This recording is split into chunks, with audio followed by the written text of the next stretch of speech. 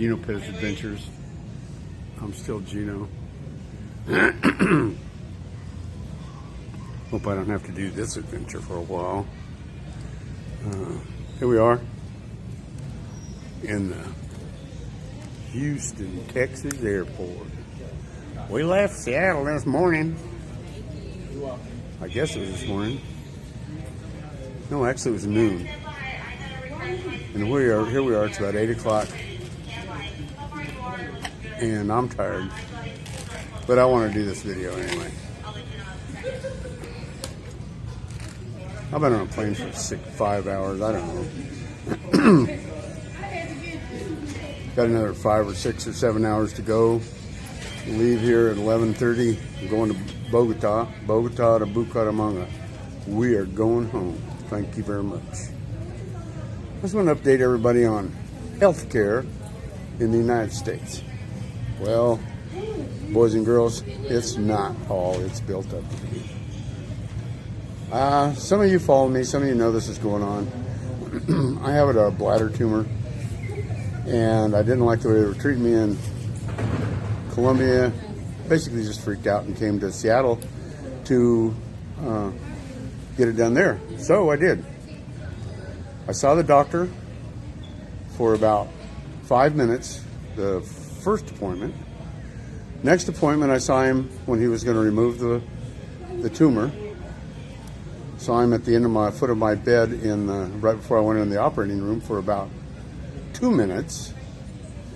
And then he operated on me and took the tumor out. And if I saw him after the operation, I don't remember. I don't remember. Easy as that. So he might have been there, might not have been. The drugs, I don't remember anything. I remember going to the operating room and the anesthesiologist bumping something, and I was gone. So I had to wait 2 weeks to have a post-op conference, not even with the doctor, with his freaking PA, okay? And so we went into the PA yesterday, and she goes, well, okay, we got the tumor, and we got it all, but you need to come back in 4 weeks because we're going to go in again and scrape it. And I said, what part of English don't you guys understand? I'm from Colombia.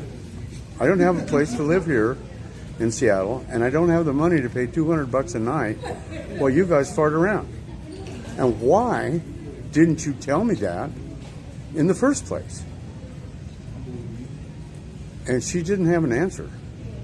As a matter of fact, she didn't want to be forthcoming about much of anything. And I'm really taken back with that kind of treatment. So I don't have the money I don't have $10,000 to go to wait in a motel for 30 days or 40 days or 50 days so they can go in and scrape it. And I said, well, are you going to take my bladder? And she couldn't give me an answer on that. And I said, well, what do they do if they take the bladder? And then she gave me an answer on that, or they put a little pouch on your side and you pee in the pouch all the rest of your life. I'm not inclined to do that either.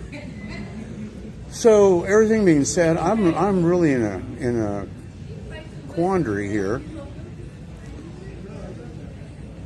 I know I'm an old curmudgeon, but you would think that a doctor would tell you exactly what you needed to do, right? And what the consequences were, and what the outcomes could be. But they don't. They don't. And it's a travesty. God only knows how much money they're charging for that operation. And do I need to have it scraped? How in the hell would I know? How would I know? I don't have any empirical evidence one way or the other.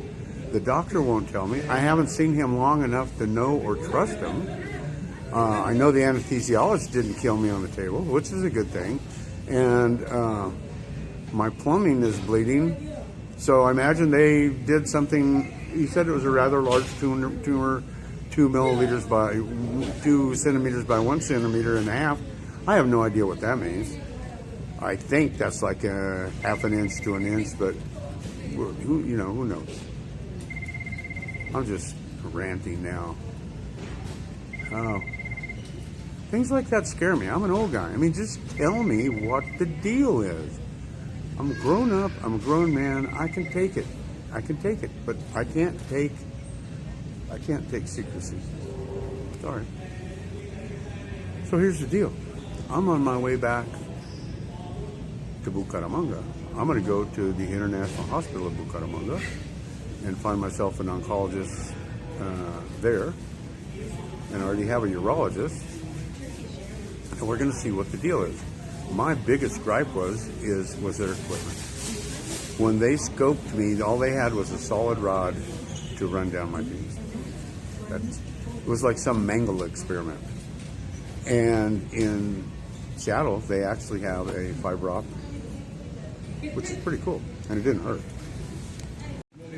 So, if any of you have a fiber optic scope with a camera on the end of it, or whatever it needs to have on the end of it, used for sale, I would love to buy my doctor one. I don't know how I'm going to pull it off, but we'll figure it out. Like I said, their only problem is, the cool part about my doctor is he'll touch you, he'll feel your shoulder, he'll feel your, he'll check your prostate, actually sit down in front of him at his desk and he'll ask you the whole rigmarole of questions and speak to you for about 20 or 30 minutes and actually make you feel like a human being. In Seattle, Washington, I know the guy is a really good doctor, but makes me feel like a yearling steer at a feedlot operation, and I don't like that very much. Not much compassion for what in the world's going on. So we're going home, and the rest of that story is what I saw in these last 50 days in Bellevue and Seattle, Washington. My God bless America. You guys are screwed. And the whole thing with Trump and the whole thing with Biden for buying votes, all the students' votes for getting their loans. I mean, come on, guys. It's Rome all over again. And Nero is fiddling. And if you don't know what that means, look it up. I don't know how to help. If I knew how to help, I wouldn't go back to Bucaramanga.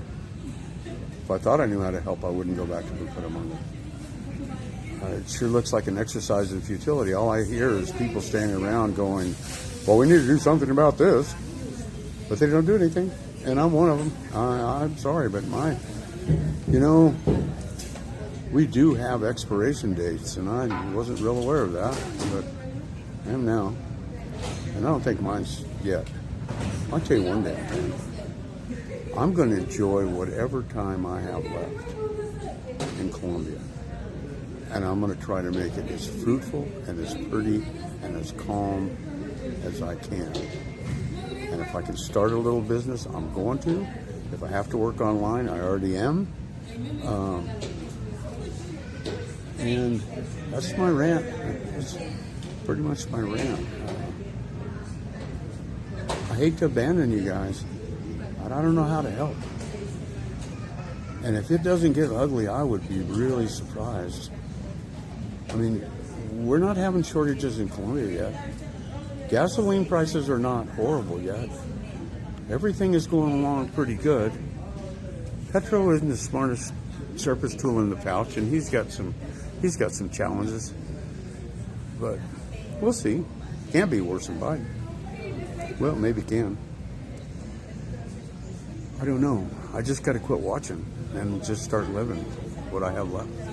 And I don't know if I got 1 year or 10 or 15 or 20 or hell, I don't know if I got 30 minutes.